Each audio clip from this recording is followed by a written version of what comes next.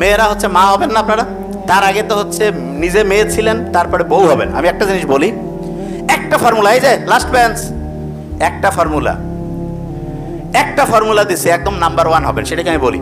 আমি আমার ছোট বোনকে দিছি, এবং সে তার যে শ্বশুর বাড়িতে, তার আমার ছোট বোনের যে শ্বশুর, উনি যখন পৃথিবী থেকে বিদায় নেন, তালই উনি কিন্তু ওনার পৃথিবী থেকে যাওয়ার আগে ওনাকে সার্টিফিকেট দিয়ে গেছে যে এরকম বৌমা পাই নাই, এবং আমাকে বসায় বলছে, আমি সত্যি কথা বলছি।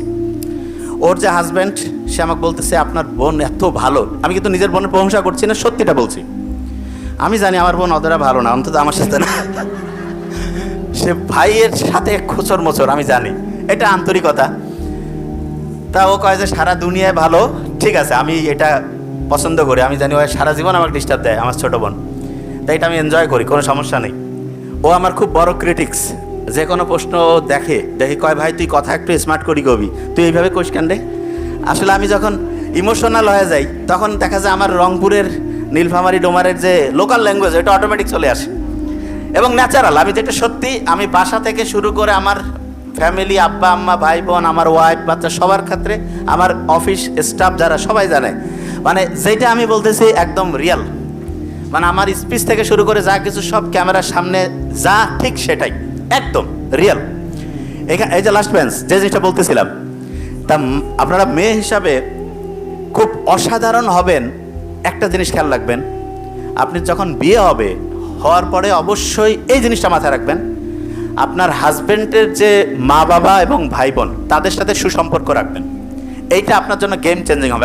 আমি আপনাকে বললাম, আপনার প্রথমে মনে হইতে পারে এটা লস, এটা ইনভেস্টমেন্ট, সত্যি কথা, এবং এটা আপনার জন্য লাইফ চেঞ্জিং হবে। যে জায়গায় আমি বলছি এটা অবশ্যই করবেন, পরিবারগুলো অসাধারণ হবে। যে জায়গায় বলছিলাম মেয়েরা কেন পাওয়ারফুল, আপনি কি জানেন আপনার যে সন্তানের বৈশিষ্ট্য, এর 90% মেয়েদের কাছ থেকে আসে। কত পার্সেন্ট? ছেলেরা কিন্তু অনেকে জানে না, এখন 90% মেয়েদের আসে। তার মানে সন্তানটা ভালো হইলেও বৈশিষ্ট্যটা প্রধানত কার কাছ থেকে আসছে?